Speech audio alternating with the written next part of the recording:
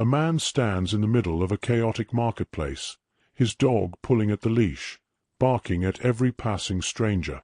People stare. Some shake their heads. The man does not react. He is not indifferent. He is in control. His breath remains steady, his grip firm but never forceful. He does not lash out in frustration. Instead, he waits, observing, adjusting, leading. Patience is not just endurance. It is an active practice of control, of knowing that chaos will test you, but you do not have to bow to it. This is the first lesson of a Stoic trainer. Marcus Aurelius did not train dogs, but he trained himself. And what is dog training if not the training of the self? The leash between master and hound is a symbol, a tether between instinct and reason. Every dog is a mirror. Its behavior reflects the energy of the one holding the leash. A frantic owner creates a frantic dog. A calm, steady presence fosters trust. Marcus Aurelius wrote, "You have power over your mind, not outside events. Realize this, and you will find strength." A dog's world is dictated by what is outside of it: sights, sounds, movements, distractions. But a great trainer teaches the dog to anchor itself not to external chaos, but to internal stability. And how does one teach this? By embodying it first.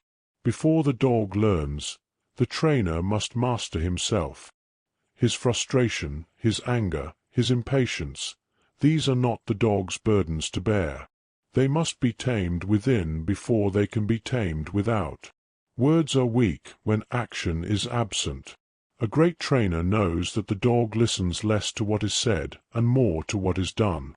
The energy in a stance, the tension in a grip, the pace of a step, these speak louder than any command shouted in anger. Seneca once wrote, "We suffer more in imagination than in reality." Many dog owners suffer because they believe the worst of their dog. He will never listen. She is impossible to train. These thoughts manifest in their handling, in their presence, in their failures. The dog knows. It feels the doubt, the frustration, the hesitation. A Stoic trainer does not see failure. He sees only lessons. He does not see a disobedient dog, only one that has not yet been properly led. And so he remains steady, calm, and unshaken, moving forward with discipline rather than desperation. A man tugs at his dog's leash, trying to force compliance. The dog resists. The harder the pull, the stronger the fight. But then, something changes. The man lets go, just enough. The tension eases, and so does the dog's resistance. They move in sync, not in battle, but in cooperation. Control is an illusion. The more you fight for it, the more it eludes you. A great trainer does not demand submission. He inspires it. He does not impose control. He fosters understanding. Marcus Aurelius taught, "Accept the things to which fate binds you, and love the people with whom fate brings you together." A Stoic trainer does not force a dog to be something it is not. Instead, he meets the dog where it is and guides it to where it must go. Over time, something remarkable happens.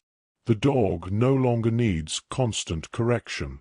It anticipates, it follows, it trusts. Not because it fears punishment, but because it has learned alignment. The leash is no longer a restraint, it is a connection. This is the mark of a great trainer. He is not a commander.